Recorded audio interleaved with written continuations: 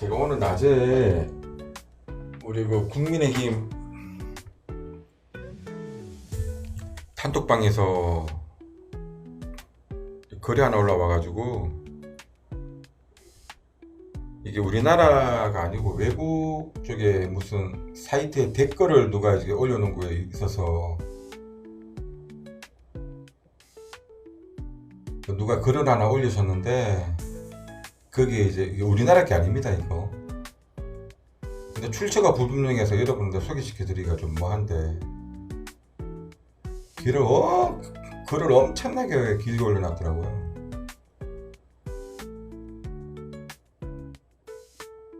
댓글이 뭐 이런 거, 뭐 This is why we shouldn't get involved with other, 뭐 이런 식으로 쭉, 뭐 이거는 이제 뭐 번역도 돼 있고 그러는데, 이게 우리 한인이 올리는 것 같아요. 실제로 잘 모르겠는데 너무 길어서 제가 읽지도 못하겠습니다. 너무 길어가지고.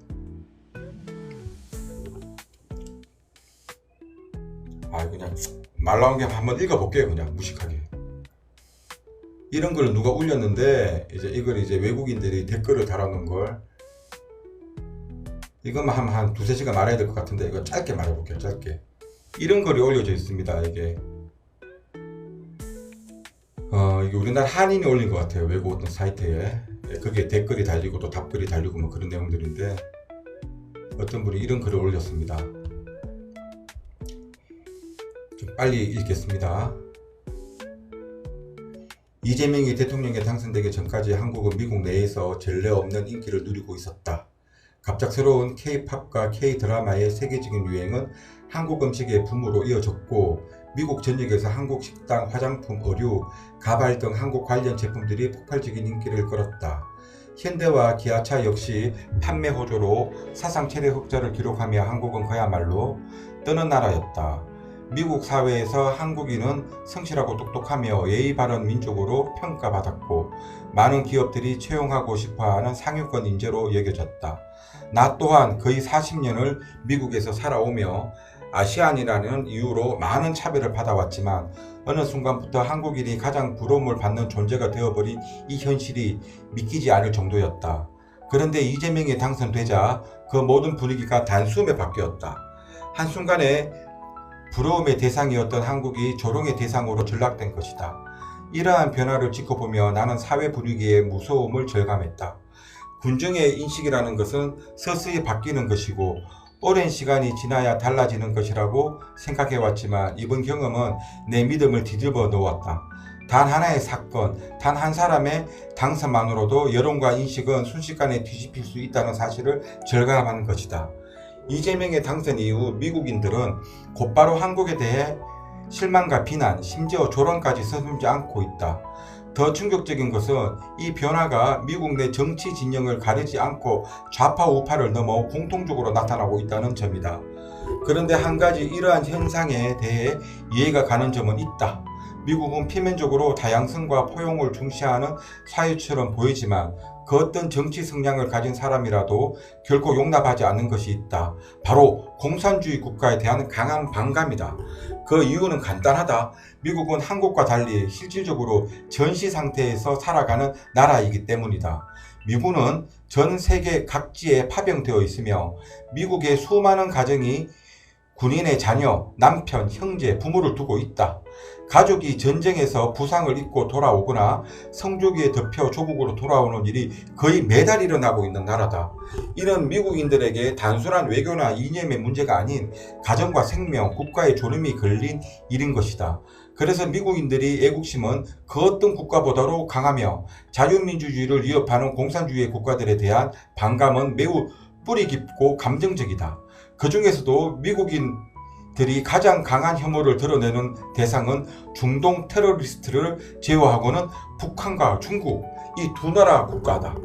그런데 이재명이 당선되면서 미국 내에서는 한국에 대한 정서가 한순간에 냉각 상태로 변하고, 칭찬과 부러움의 대상이었던 한국은 6.3일 하루 만에 조롱의 대상으로 전락된 것이다.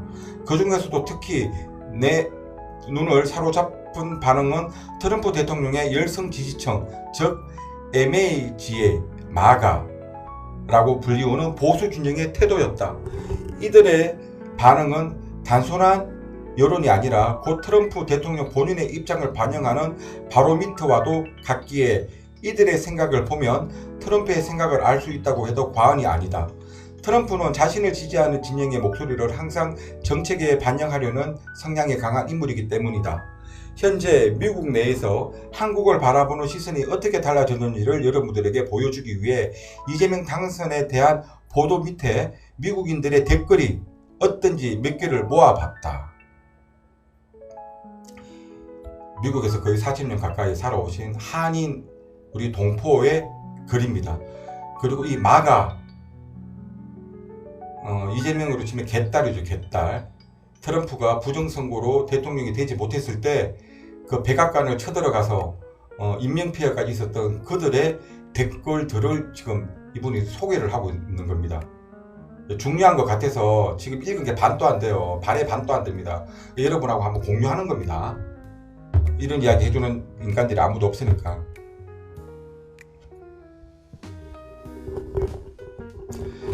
아래에 소개하는 내용은 미국 SNS상에 올라온 한국의 부정선거로 당선된 이재명에 대해 의혹을 제기한 마가 진영의 포스팅에 대해 실제 시민들의 댓글 중 일부를 가져온 것입니다. 다소 거칠고 혐오스러운 표현이 포함되어 있으나 이는 미국 내 여론의 분위기가 전달되기 위한 것이지 독자 여러분들에게는 그 맥락을 이해하고 읽어주시길 바랍니다.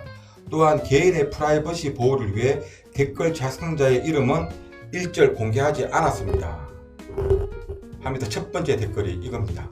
영어로 쭉 적혀 있는데 번역해서 말씀드리면, 우리는 다른 나라의 전쟁에 개입하지 말아야 한다. 우리는 한국 전쟁에 참전했다. 그건 본질적으로 그들의 내전이었다. 그런데 지금 수십 년이 지난 지금 한국은 미국에서 엿먹으라는 식의 태도를 보이고 있다. 베트남도 마찬가지였다. 그들도 내전을 치르고 있었고 우리는 희생을 감수하며 개입했다. 그러나 결국 아무 의미도 없었다. 그 나라의 국민이 자유를 원하지 않는다면 그들은 절대 자유로워질 수가 없다. 그들이 그것을 무엇보다 간절히 원해야만 가능하다. 각 나라가 자신의 싸움으로 스스로 해야 한다. 미국은 남의 일에 끼어들지 말고 자기 일이나 잘 챙겨야 한다. 우리는 우리의 자유를 원한다. 그리고 우리는 자유로울 것이다. 그건 그냥 단순한 진리다. 이게 미국인들의 마음입니다. 이재명이 대통령이 되고 나서 대한민국이 뒤지든 말든 관여하지 말자는 거죠. 그러길 바라십니까, 여러분? 그리고 또 다른 댓글입니다. 왜 아무 조치도 취하지 않는 거지? 대한민국 그들은 우리는 그동안 한국과 강력한 동맹 관계를 유지해 왔잖아. 한국이 지금 이런 상황에 처하게 된 것이 지금 지난 행정부의 속임수나 기만 때문인가?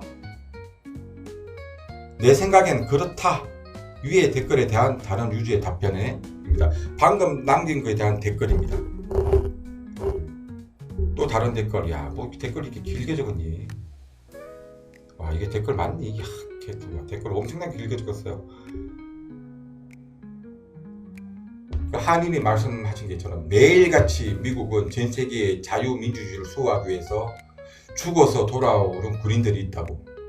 그래서 미국인들의 그 충성심과 애국심은 다른 나라하고는 다르다고 이야기하지 않습니까? 실제로 그래 보입니다. 그죠? 지금 이 순간에도 오늘에도 전사하는 미군들이 전 세계에는 있습니다. 자, 다른 댓글 소개할게요. 당신이 던진 질문은 지금 미국과 한국의 동맹관계를 지켜보는 수많은 이들이 공감하고 있는 핵심적인 문제입니다. 왜 아무 조치도 취하지 않는가? 그리고 우리가 이렇게 오랫동안 한국의 강력한 동맹이었는데 왜 이런 대우를 받아야 하는가? 정당한 의문입니다. 한국은 지난 수십 년 동안 미국의 안보 보장, 경제적 파트너십, 외교적 지원 덕분에 전쟁의 폐허 속에서도 세계적인 선진국으로 성장할 수 있었습니다. 미국은 피를 흘리고 막대한 자금을 쏟아부었으며 여러 세대에 걸쳐 리더십을 쏟았습니다. 그런데 지금 이재명 대통령 체제 하에 한국은 미국과의 거리를 두고 중국에 접근하고 북한 문제에서도 모호한 태도를 취하며 동맹을 외면하는 듯한 행보를 보이고 있습니다. 이건 오랜 파트너십에 대한 배신으로 느껴질 수밖에 없습니다. 그리고 이 배경에는 지난 행정부의 연막과 쇼, 즉 바이든 행정부의 무능한 외교와 전략 부재가 자리하고 있습니다. 지난 행정부면 윤석열 대통령 말하는 게 아니고 바이든 이야기하는 겁니다. 이거는 누가 썼다? 이거는 미국인이 쓴 댓글이기 때문이죠. 자, 바이든 행정부는 기후 목표를 강요하며 한국의 안보 우려를 무시했고 북한 문제에 대해 일관성 없는 신호를 보냈으며 무역 불균형에 대해 눈을 감았고 중국이 한국 산업과 정치에 침투하는데도 아무런 견제를 하지 않았다. 곁으로는 동맹 강화를 외치면서도 실제적으로는 항구를 방치했고 그 결과 한국은 균형 외교를 이유로 미국 대신 중국 쪽으로 무게 중심을 옮기기 시작한 것입니다. 이제 트럼프 대통령이 재집권한 이후 그 모든 외교 실패에 뒤수습을 해야 하는 상황이 된 것이죠. 지금 한국의 변심은 단지 한국 정치만의 문제가 아니라 미국이 수년간 신뢰를 과시하지 못하고 동맹을 당연시한 결과입니다. 따라서 이제는 다시 원칙을 세울 때입니다. 동맹은 일반적인 것이 아닙니다. 조건 없는 것도 아닙니다. 동맹은 신뢰를 바탕으로 다시 쌓아야 하고 잘못된 방향에서도 분명히 선을 그어야 합니다. 극우 성향의 팟캐스트의 포스팅은 참고로 스티븐 배넌이라고 하는 사람이 극우 성향의 정치평론가인데 그가 진행하는 팟캐스트 이름은 월룸 뭡니까 이거? 정리가 좀 이상하게 돼 있네. 네, 어쨌건 자, 이게 트럼프 대통령의 생각이라고 이 댓글을 포스팅한 한인, 이게 실명을 알리지 않은 이유가 있네요. 공격당할까봐. 자, 며칠 후에 이런 생각 갖고 있는 사람하고 이재명이가 만나야 됩니다.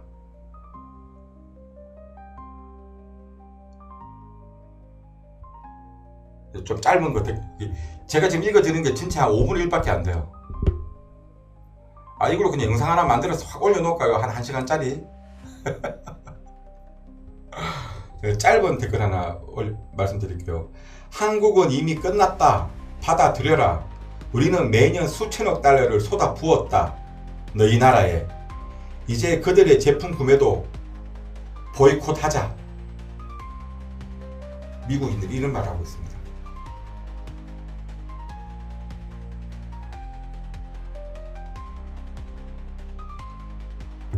그리고 또 다른 거. 처음에 어떻게 시작하냐. 굿으로 시작합니다. 좋다. 한국산 자동차에 100% 관세를 부과하고 주한미군은 전면 철수하자. 이 모든 건 유니콘이 실존한다고 믿는 미성숙한 뇌를 가진 순진한 젊은이들이 공산주의자들에게 투표를 한 결과다. 뒤에 보이는 토끼 같아요. 토끼라고 말하는 거예요. 호랑이한테 잡아먹힐지도 모르고 웃고 있는 토끼 같다고 이 양반들은 이걸 이제 유니콘으로 빗댔네요. 지금 한국은 정치적으로 완전히 양분화되어 50대 50이다. 이제 한국인들도 뼈저리게 배워야 한다. 파시스트 독재자 아래서 사는 게 어떤 것인지 말이다. 우리도 그런 혹독한 교훈을 통해 지금의 자유를 얻었다. 이거 누가 말하는 거라고요? 마가 트럼프를 지지하는 우파 세력들의 댓글입니다. 다시 말해서 그들이 말하는 양키들이 올리는 글이에요. 양키들.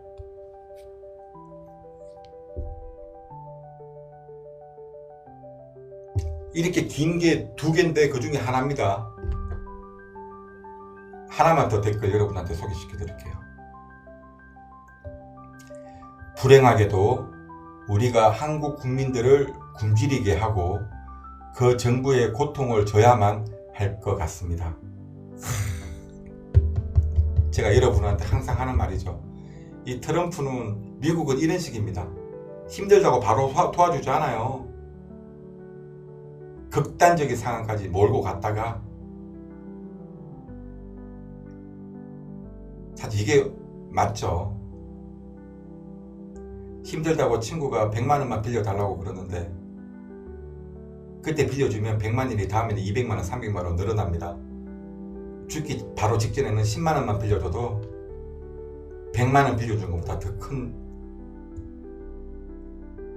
감사의 말을 들을 수가 있어요.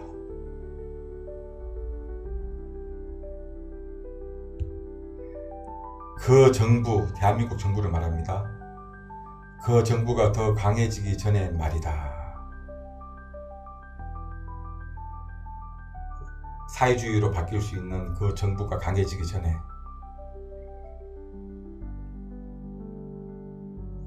그리고 아주 짧은 댓글 하나 있네요. 한 줄짜리 댓글.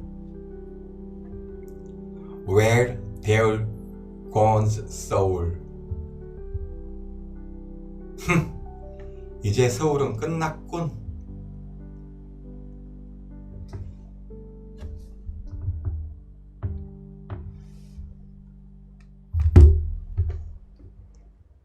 제가 이것 때문에 오늘 방송하는 겁니다.